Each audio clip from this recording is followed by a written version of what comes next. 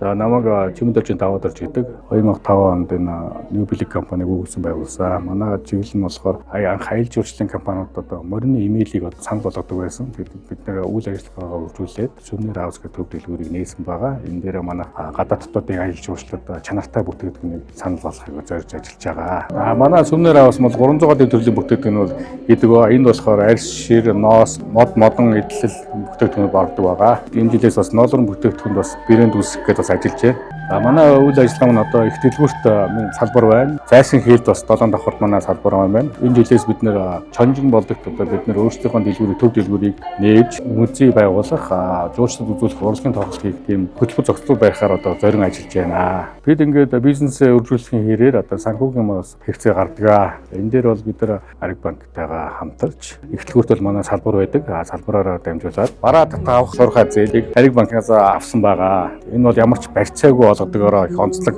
зээл байгаа. Маш шуурхай олгож байгаа. Энэ болохоор 48 цагийн дотор банк маань шийдэж өгч байгаа. Энд бол бид нэр маш тааламжтай байгаа. Тэгээд цаашдаа үйл ажиллагаа үргэлжлүүлэхэд маш их тусалцаа үзүүлж байгаа Ариг банкнд маш их баярлалаа.